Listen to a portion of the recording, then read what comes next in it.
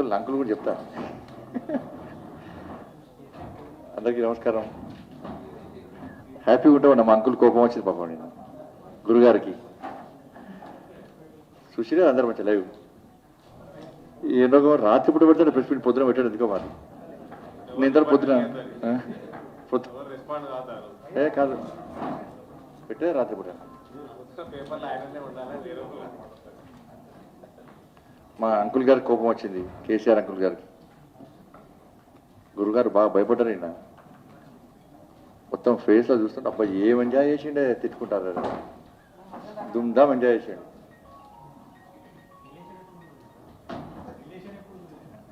మేము పిల్లలం కదా, నేను ఇప్పుడు పిల్లలం అని చెప్పి అందుకే అంకుల్ అంటున్నాం.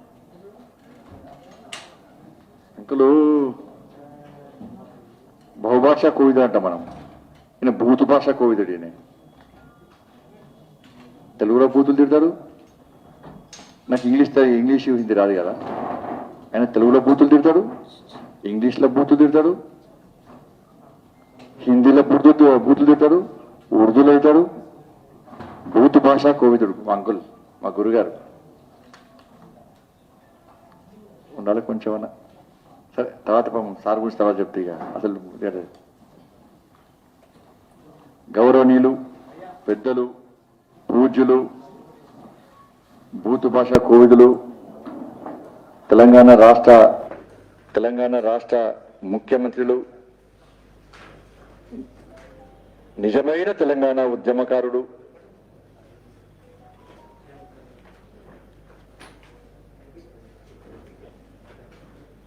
మా గురువర్యులు శ్రీ శ్రీ శ్రీ శ్రీ కల్వకుంట్ల చంద్రశేఖరరావు గారు నిన్న విలేకరుల సమావేశం పెట్టి ఒక ముఖ్యమంత్రి అన్న విషయాన్ని మర్చిపోయి తన స్థాయిని దిగజార్చుకొని ముఖ్యమంత్రి అన్న పదవినే దిగజార్చినటువంటి గౌరవ ముఖ్యమంత్రి గారు చెప్పిన విషయాలకు ఫస్ట్ సమాధానం చెప్పినాక తర్వాత అసలు విషయం చెప్తాయి.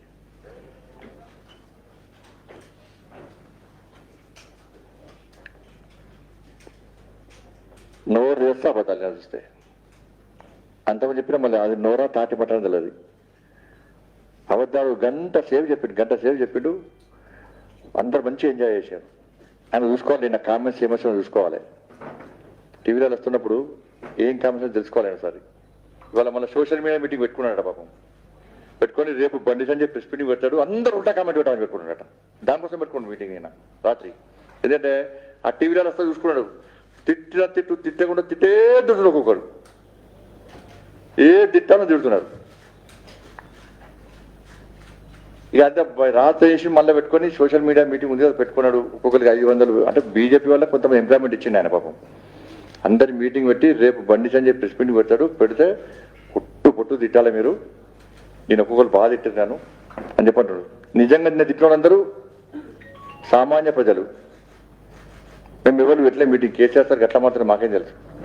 పబ్బున పెట్రోల్ తగ్గిస్తారు కావచ్చు, డీజిల్ వ్యాన్ తగ్గిస్తారు కావచ్చు, ఇంకా వీక్తారు కావచ్చు అనుకోండి. మనం 45 నిమిషాలు గంట సేపు అబద్ధాలు చెప్పి చెప్పి చెప్పి చెప్పి ఈ ప్లీనరీ పెడతాడు, అబద్ధాల కోసం ప్లీనరీ పెడతాడు. బహిరంగ సభలు పెడతాడు, అబద్ధాల కోసం బహిరంగ సభ పెడతాడు. క్యాబినెట్ మీటింగ్ పెడతాడు, అబద్ధాలు చెప్పడానికి మీటింగ్ పెడతాడు. కార్యకర్తలు అది పెట్టాను, కార్యకర్తలు లేరు ఎవరు పెట్టాడు. కానీ ఏది పెట్టినా ఎన్నికల ప్రచారం చేస్తాడు, అబద్ధాల ప్రచారం చేస్తాడు.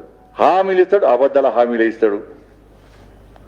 నోరు తెస్తే అబద్ధాలు చెప్పి చెప్పి ఉజా ఎన్నికలు కరువు కాసి వాళ్ళతో పెడితే మళ్ళీ ఇంకా సిగ్గొస్తలేదు. మళ్ళీ అదే పద్ధతి. మళ్ళీ ఇంకా తేరుకోలే. ఇంకా అది అలవాటైపోయింది. జీన్స్లో ఉండదు నాకు బాగా అట్లా అన్నట్టు. ఈయన రైతులకు ఏం చేసినాం నేను అడుగుతున్న రాష్ట్ర ముఖ్యమంత్రి గారిని, రుణమాఫీ చేస్తాను.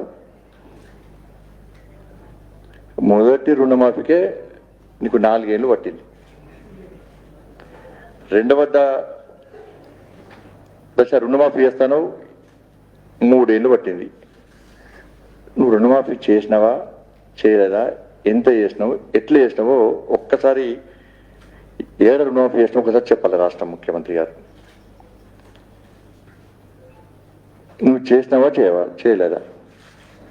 రైతులట కార్లలో తిరుగుతురట, హైదరాబాద్ నుంచి పోయి పల్లెలకు వస్తురట. ఇప్పుడు హైదరాబాద్ నుంచి పల్లెలకు వస్తా ఎందుకు వస్తురంటే, నువ్వు ఉద్యోగాలు ఇస్తాను ఇయ్యకపోవడం వలన గ్రామీణ ఉపాధి హామీ కూలి చేసుకోవడానికి పల్లెలకు వస్తున్నారు. చెప్పు, కొంతమంది పెళ్ళి కార్లు కొని నీ పాలనలో రైతులు ఎవరు సంతోషంగా ఉన్నారో, కార్లు కొని ఎవరు ఎలా రైతులు తిరుగుతుండో ఒక్కసారి ముఖ్యమంత్రి చెప్పాలి. నీ పాలన మంచిగా ఉంటేనా? మొన్న కొనుగోలు కేంద్రంలో వడ్ల కుప్ప మీద రైతు గుండెపోటుతో చనిపోయాడు. మంచిర్యాలలో ఒక యువ రైతు ఆత్మహత్య చేసుకున్నాడు.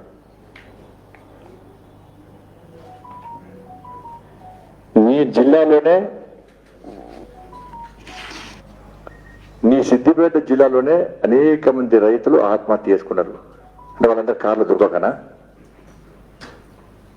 వాళ్ళందరూ వ్యవసాయం చేయలేకనా?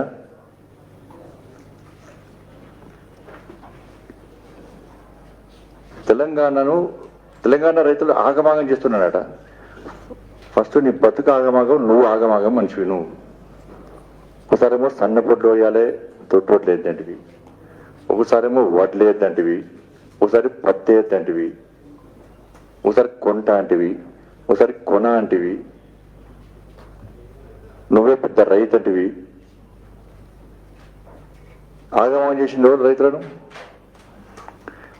ఆగమనం చేసి నువ్వే కదా రైతులు ఆగమనం చేసి. మొన్న చెప్పిండు, తెలంగాణ రాష్ట్రంలో 62 లక్షల ఎకరాల్లో వరి సాగిందట. ఈయన చెప్పిండు. ఇది అబద్ధమా కాదా? రాష్ట్ర ముఖ్యమంత్రి స్పష్టం చేయాలి. శాటిలైట్ పిక్చర్ లో ఇది కనవలేదని చెప్పి కేంద్ర మంత్రి తిట్టిండి నిన్న. నేను అడుగుతున్న రాష్ట్ర ముఖ్యమంత్రి గారిని, 62 లక్షల ఎకరాల్లో వరి సాగిందను కదా,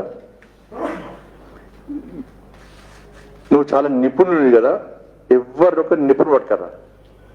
డ్రోన్ ద్వారా చేద్దామా, లేకుంటే హెలికాప్టర్ ద్వారా పోతావా? ఇంకా నీ కొత్త టెక్నాలజీ బాగా తెలుసు కదా, ఇంకొక టెక్నాలజీ ఉంటే దాని ద్వారా నిపుణులతోని నువ్వు ఇంకొక నిపుణుడికి యాడ్ చేద్దాం. ఎవరైనా పోయి 62 లక్షల ఎకరాలు వరి సాగింది చూపెట్టు. ఫస్ట్ నువ్వు ఆడేది అబద్ధం. కేంద్ర మంత్రి తిరుగుతాడు మనను.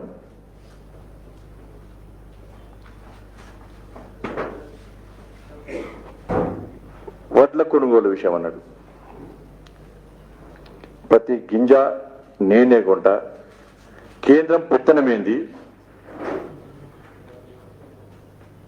కేంద్రం ఏం చేస్తుంది, కేంద్రం చేసేదేంది, మా తెలంగాణ రాష్ట్రం మీద ఆజమాయిషి చెలాయిస్తావా అని చెప్పి రాష్ట్ర ముఖ్యమంత్రి అన్నాడు. అంతకుముందు నేను అడుగుతున్న రాష్ట్ర ముఖ్యమంత్రి గారిని,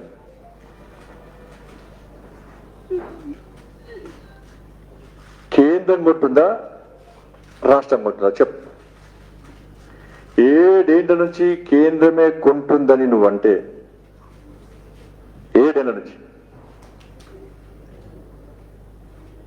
నువ్వు వెంటనే కేంద్రమే ధాన్యం కొంటుంది 7 ఏళ్ల నుంచి, నేను సిగ్గు లేకుండా సిగ్గు విడిచి అబద్ధాలు ఆడినా నాకు అక్కలు లేదు.